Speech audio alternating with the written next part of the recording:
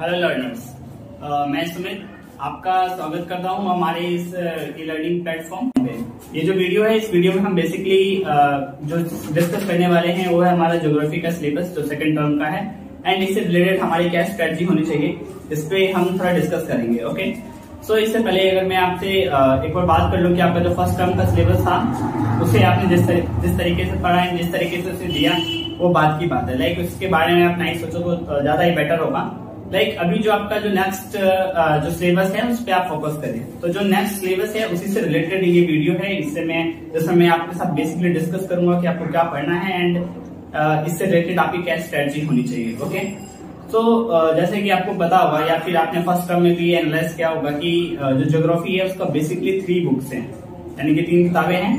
तो पहला किताब है वो है मानव भूगोल के मूल सिद्धांत, जिसे हम फंडामेंटल ऑफ ह्यूमन ज्योग्राफी कहते हैं। दूसरा है हमारा है Indian people and economy, and तीसरा हमारा प्रैक्टिकल से रिलेटेड वर्क है। तो प्रैक्टिकल से रिलेटेड कोई ज्यादा बड़ा यूनिट नहीं है, छोटा सा यूनिट है, उसे भी हम कवर करेंगे। बट हमारा जो मेन फोकस है वो हमारा होना चाहिए कि हमारे जो 2 बुक है, लाइक जो हमारा फर्स्ट है यहाँ पे लिखा हुआ है, आप लोग इसे देख सकते हैं। जो फर्स्ट है fundamental of human geography and दूसरा है इंडियन पीपल एंड इकोनॉमी। सो हमें ये देखना है कि इनमें से कौन कौन से चैप्टर आ रहे हैं एंड किस चैप्टर्स को हमें पढ़ना है, क्योंकि जो भी हम किसी एग्जाम की तैयारी कर रहे होते हैं उसमें बेसिकली हमें ये जानना बहुत जरूरी होता है कि हमें क्या पढ़ना है और क्या नहीं पढ़ना है। ओके, तो इसमें एक शॉर्ट फॉर्म में लिखा गया है। बाकी जो मेन सिलेबस है आपके ज्योग्राफी से रिलेटेड उसे हम अपने ई लर्निंग के डिस्क्रिप्शन में डाल देंगे एंड आप यहाँ से इसे गेट कर सकते हैं, देख सकते हैं, तो जैसा कि आपको सुविधा लगे।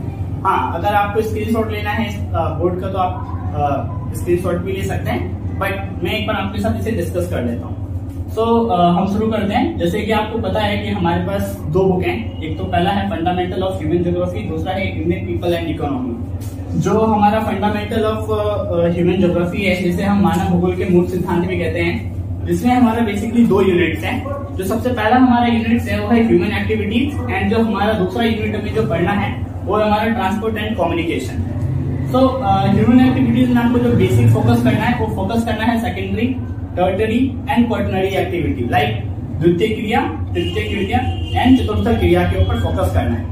हाँ, लेकिन अगर आप प्राथमिक क्रिया को देख रहे हैं तो वो उसे आप ना देखें, क्योंकि ये आपने ऑलरेडी फर्स्ट टर्म के सिलेबस में एनालाइज कर पढ़ा भी है उसे।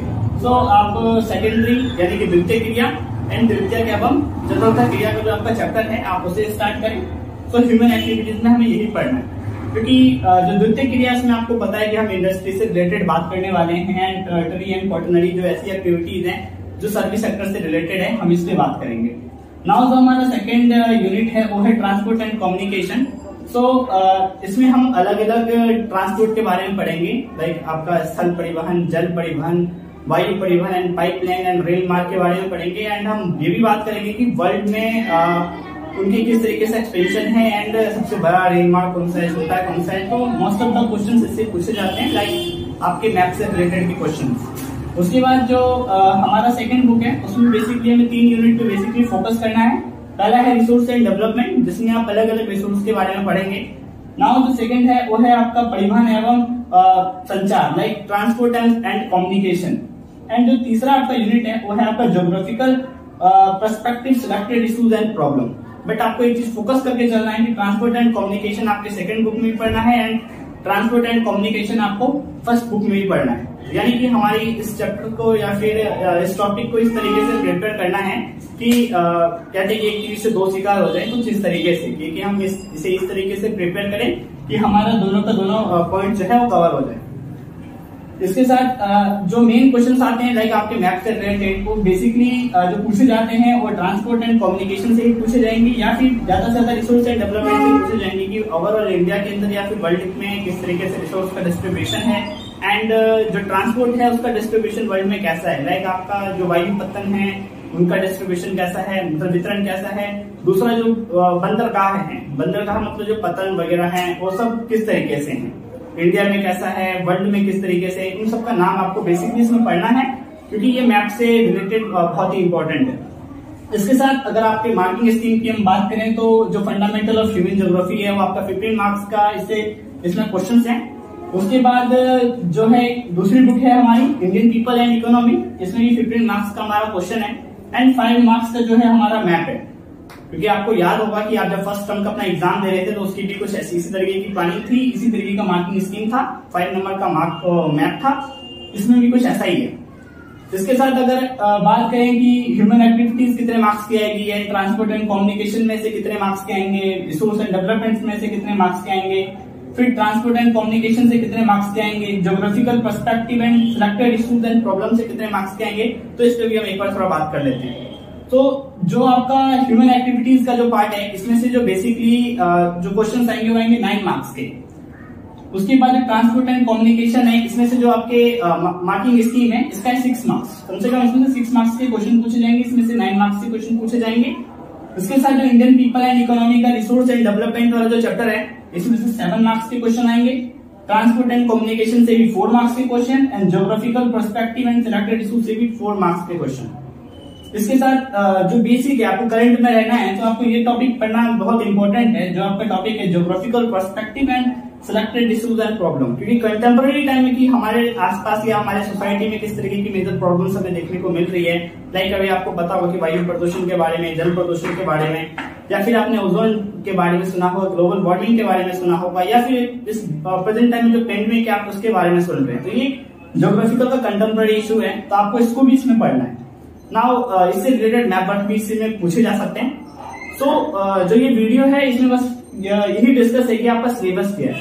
नाउ जो सेकंड हमें जो डिस्कस करना है, इसको पढ़ने के लिए आपकी स्ट्रेटजी क्या होनी चाहिए। तो स्ट्रेटजी में बेसिकली बात करें तो आप सेल्फ प्रिपेयर रहें, ये सबसे ये है इंपॉर्टेंट है, क्योंकि आप किसी ट्यूशन से या किसी क्लासेस के भरोसे ना बैठे, आप सेल्फ उसे पढ़ें। ये तो फर्स्ट है। नाउ जो सेकंड आपको जो फोकस करना है वो है कि आप मल्टीपल टाइम्स आप किताबों को पढ़ें, क्योंकि मेरा खुद का एक्सपीरियंस है कि बुक को जितने ज्यादा बार आप पढ़ रहे हैं तो आपके कॉन्सेप्ट उतने ज्यादा बार क्लियर हो रहे हैं। तो अगर आपका फंडामेंटल ऑफ ह्यूमन ज्योग्राफी है, जिसमें से बेसिकली 2 यूनिट्स हैं, अगर 2 यूनिट्स की आप बात करें तो मिनिमम इसका आप 3 से 3 टाइम्स तो मिनिमम मतलब कहते हैं कि रीडिंग वो आप जरूर करें। नाउ जो ये भी है, इसका भी आप 3 टाइम्स रीडिंग करें। हाँ, अगर आप ज्यादा टाइम कर सकते हैं और ज्यादा टाइम तो आप इसे भी करते चलें, ठीक। एंड एक जो मेन है जो आपको समझना है वो ये समझना है कि चीजों को एक सीक्वेंस वाइज तैयार करें।